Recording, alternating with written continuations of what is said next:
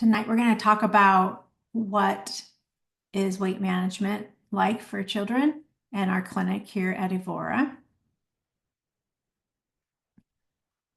Evora is a medical group in Creve Coeur, Missouri. We have multiple specialties here: gynecology, internal medicine, psychiatry, myself, multiple services. Our pediatric weight management team consists of myself. I am a pediatrician. I was in general practice for over 20 years.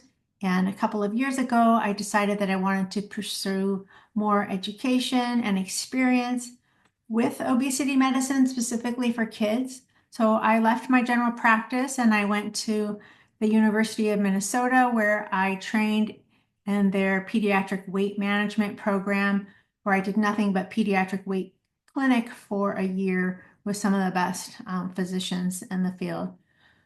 So I brought all that knowledge with me here to St. Louis and joined the team at Evora.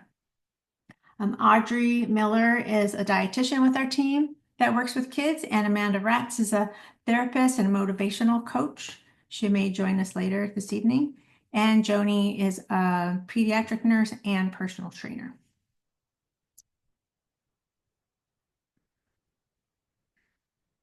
So our plan tonight, I'm going to do a real quick review of the last 3 talks that we gave, so you know what those were about, and you could access them on YouTube if you like. I'm going to explain what pediatric weight management is and what it is not. I'm going to talk about when is it appropriate to come and see me and what to expect when you do come and see me. And then we'll have time for questions at the end. So these were our previous discussions. And we also have blog posts on our website at Evora for Kids. You can look up the gist of the conversations there, but the recordings are probably going to be more impactful if you want to look those up on YouTube. So our first talk was about compassionate conversations, focusing on health instead of weight, with our very own therapist and motivational coach, Amanda. Our second talk was focused on teen nutrition, but really ended up applying to younger kids as well. And that was with our dietitian, Audrey. And then last week, we talked about the complex contributors to weight, like biology, how appetite and metabolism are regulated, and how psychology and environment also play a role. So pediatric weight management, it's comprehensive, it's multidisciplinary, meaning multiple specialists. It's focusing on helping children achieve and maintain a healthy weight with an emphasis on overall well-being. And there's 4 pillars of care. There's nutrition, there is physical activity, there are behavior changes, and there's medical management. So historically, weight management programs have really focused on the first 3 pillars, but this doesn't address the underlying biological predisposition that some children may have. So in medical management, we're looking for medical causes, like maybe a medication that they're taking, or a genetic contribution, and then it also includes treatments such as medications. So organizations like the American Academy of Pediatrics and the American Board of Obesity Medicine agree on sort of general principles of care of obesity for kids. So the earlier we intervene, the more we're able to prevent disease. And if disease has already started that is related to weight, it prevents its progression. The more visits you have, the better outcomes. Research has shown that ideally you're supposed to have 26 hours of contact over a period of 6 to 12 months, which is really not possible with your pediatrician, and really probably not quite with me either. But it doesn't just count the physician; it includes dietitians or therapists or group activities. So it's more than just with the doctor. There's no evidence to show that stage management achieves faster or better results. And by stage management, we mean like only addressing 2 of those pillars or 3 of those pillars. Really, your child deserves all of these issues addressed at once to get the best outcome possible. And any decision we make is shared with the family. We go back and forth about what the family is comfortable with, and we make an agreement. So there are misconceptions about what happens at weight management. Um, as the title implies, most people think that it's only about weight loss. And I watch their body mass index, which I'll talk about more in a minute. There are, that helps me take their growth into account. And sometimes our first goal is just slowing down a weight gain or stabilizing their BMI so it's not continuing to rise. I might give some information to families like a 5% reduction in body mass index helps prevent disease or helps improve diseases that they already have. And this is really not a prescriptive program where everybody gets the same treatment. It's very personalized for your child. It's based on their medical history, their growth patterns, their genetics, what they like, what they don't like, what your family situation is like. We kind of take all those things into account when we're coming up with a plan. People like to hope that there's a quick fix. They can take a medicine for 3 months and then go on their way. But really, we know that this is a long-term issue, and achieving and maintaining healthy weight will have ups and downs, and you'll need varying amounts of support along the way. So it's not going to be a quick fix. Other people are concerned that we're talking more about just about physical health, about how we look. And really, this is about overall health, about our metabolic health, our emotional health, our mental health. They're all just as important.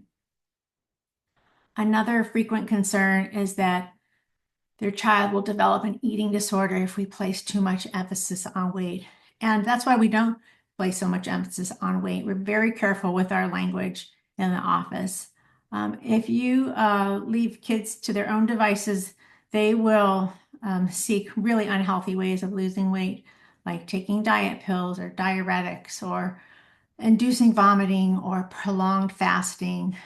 So children that are under a medically managed program actually are less likely to end up developing an eating disorder.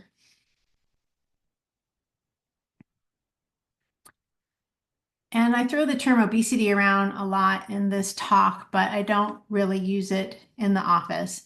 So obesity is a medical disease, but most people don't like to be described as having obesity or being an obese person. So I can assure you that in the office, we use other terms that people are more comfortable with, like weight or extra weight or shape or size when talking to kids.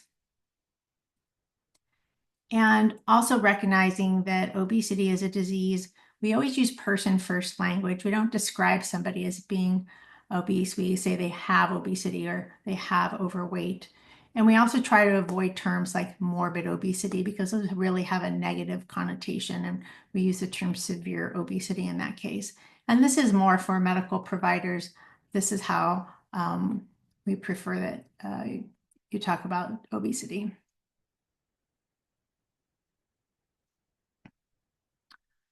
So when do you need to come and see me?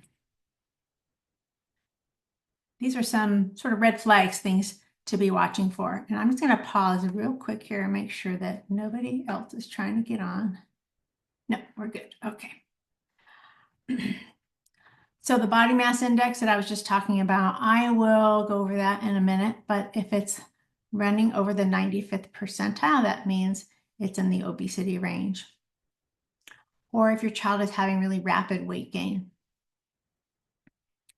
I'm going to divert here and just show you what a body mass index chart looks like and try to explain this for you a little bit. So this is a body mass index chart. Your pediatrician should have these completed every time you come in for a well visit. And it looks something like this. Hopefully you've seen one before. It across the bottom is your child's age, and along the side is their body mass index as they grow. And these lines represent percentiles. So for example, this dark line in the middle, this is the 50th percentile, so sort of an average body mass index. And these are specific for boys and girls. So we have different standards for each. This orange line represents the overweight category between the orange and the red. Above the red is considered obesity, and above this black line, that's more like severe obesity. So if your child has always tracked at the 95th or above the 95th, and that's a good reason to come in and be seen. Also, if you see like they're gaining weight more rapidly, you notice how this curve is getting a little bit steeper. You're getting further away from that red line. That's another sign that we need to intervene.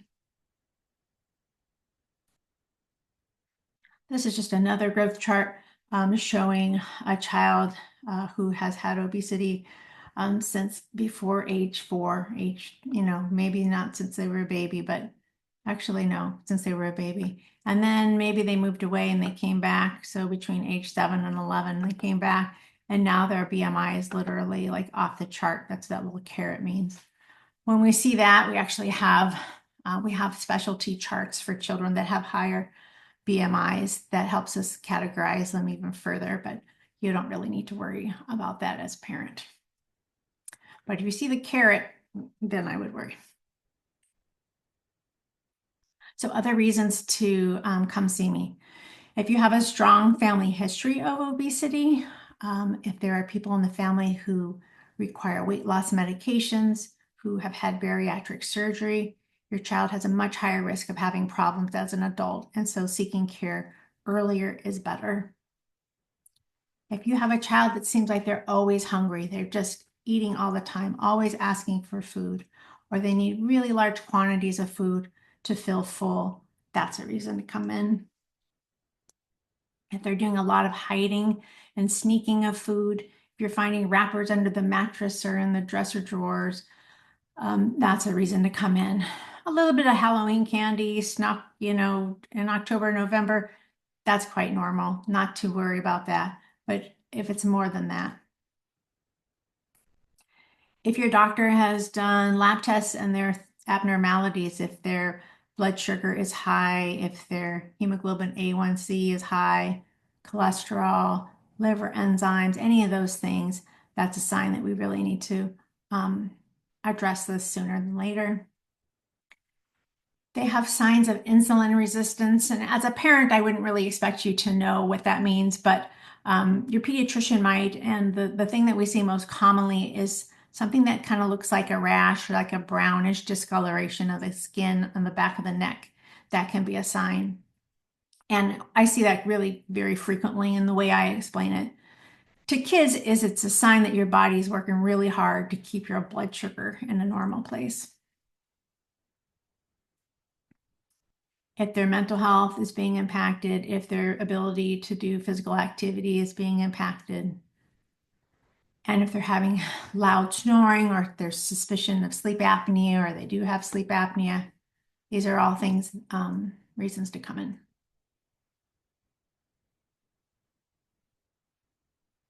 So your first visit, you've decided to come in, and what makes this different than a regular pediatrician appointment? Well, your first visit starts before you walk in the door. Before you come in, we get medical records from your pediatrician. I go over all of their growth charts, birth history, medication history, lab results, all of that. I've read all of that before you get in.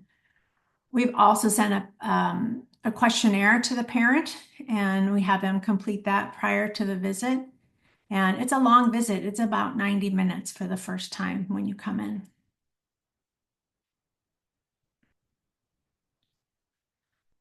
So the questionnaire is it's kind of long and it's very involved and it's maybe 6 pages or 8 pages. I'm not really sure because it's on a tablet, but it's pretty extensive. And these are the kind of things that go on there.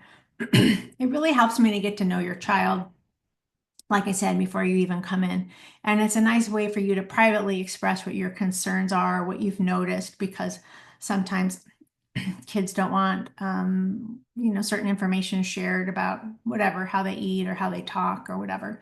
So you list sort of what your main concerns are, what your goals are for coming to me. I ask about prenatal history. There are things that increase your risk for extra weight, and that can be if mom had diabetes during pregnancy, or she had an excessive amount of weight gain, or if the baby was born underweight, or the baby was born overweight. Those are things that are known to be associated with higher weight later on. I'll ask a little bit about developmental history that helps give me a clue about could there be some sort of genetic component of their weight situation. Of course, medical history, mental health history. Many of my patients struggle with one thing or the other: depression, anxiety, ADHD, autism. So I ask questions about all of that, get an idea of how well it's controlled, what medications they might be taking regarding that. Family history, again, I'm looking for other family members who have extra weight, who have needed surgery, who are taking medications. If there's a family history of heart disease or diabetes, those are all important pieces of information.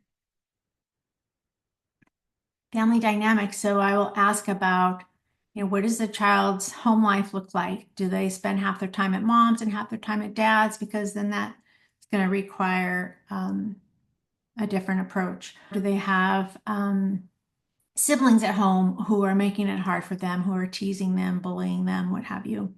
I ask about their sleep schedule, how much sleep they're getting, weekends and weekdays. Lots of questions about eating habits and behaviors. These are the kind of things that can be uncomfortable to talk about in front of the child. So, do they eat really fast? Do they need really large quantities of food to stay full? To get full? Do they again sneak and hide food? This sort of thing. I ask about body image issues. How do they talk about their body? Do they avoid activities because of their body? For younger kids, I will have the parent fill out a really basic food log just to keep track for maybe 3 days or so of what your child eats and when. It doesn't have to be very specific, but it gives me a good idea of sort of where to start when you come in. Ask about social issues like how they're doing in school. Are they having any bullying at school? How their just general social life is. Also asking like about social issues as a family, like are you having food insecurity? Are you having trouble affording fresh fruits and vegetables? Trying to get a little bit of feel for that too. And activities like what are they into? What do they enjoy? What makes you proud of them? What motivates them? Just really getting the whole picture. So you filled that out beforehand, and I've reviewed it beforehand, and then you come in. If you have an adolescent, so 12 years and up, have a little bit of separate time when you come in. So I'll take the parent into the exam room while the adolescent is given a questionnaire of their own, which will be similar to the parent's questionnaire. But this gives them some privacy to answer questions honestly. And I do find that they will reveal more to me this way. So it's very effective. And so I'll talk with the parents. We can go over their questionnaires and elaborate on whatever we need to talk about. I'll usually ask about our visit coming in, what the child was expecting, how they're feeling about it.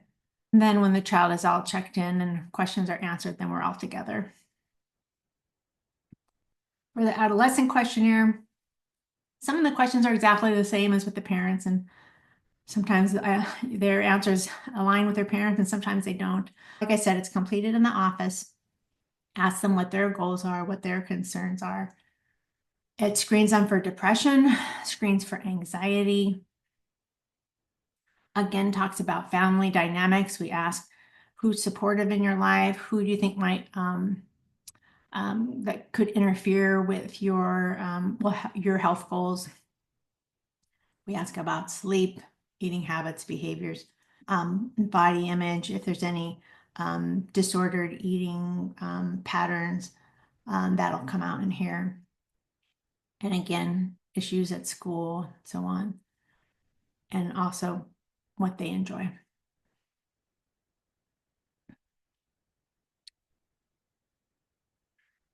All right, so the exam, I've got those vital signs that we talked about. We've gone over the questions, elaborating. I'll talk about whatever labs I've reviewed and what I see there. And then we'll talk about what's called a typical day. So always ask permission first. It's okay if we talk about like a typical day of what eating looks like and what your day looks like. And always say yes. And so we start with the time they wake up in the morning. We go through their entire day until they go to bed at night. So we get a really good picture of what eating is like, what activity is like. We talk about maybe if there's more than one home environment, what's it like at mom's house? What's it like at dad's house? How about grandma's house? How about wherever they're spending a lot of time? What's being served at aftercare? These kind of things. And it's really very all fact collecting. I tell them no judgment here. There's no right or wrong answers. I'm not, feel free to tell me anything. I've heard it all before.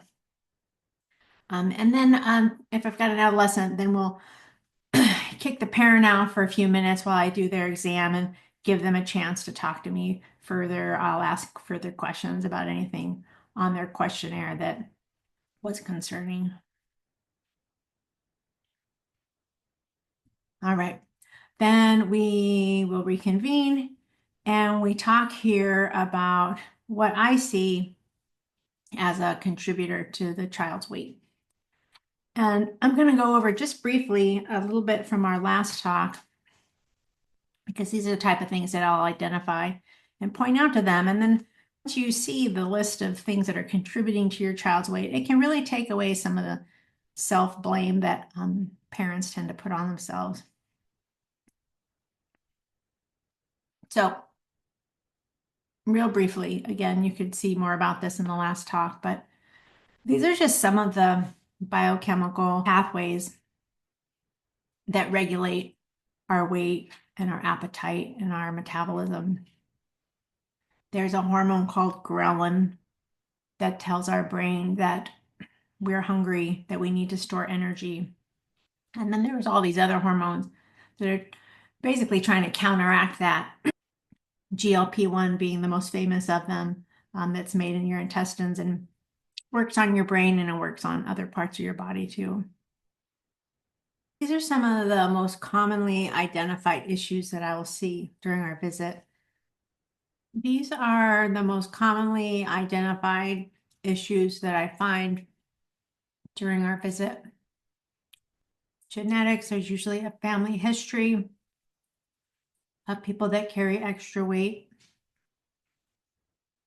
The perinatal history may reveal something like prematurity, small for gestational age, diabetes. Sometimes there's signs of hormonal disorders, although I will admit that these are pretty rare. Sometimes medications are responsible,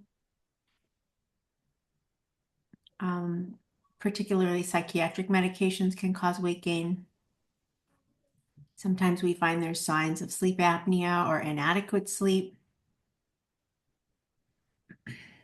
Sometimes they have really high hunger, or they have trouble getting full and staying full.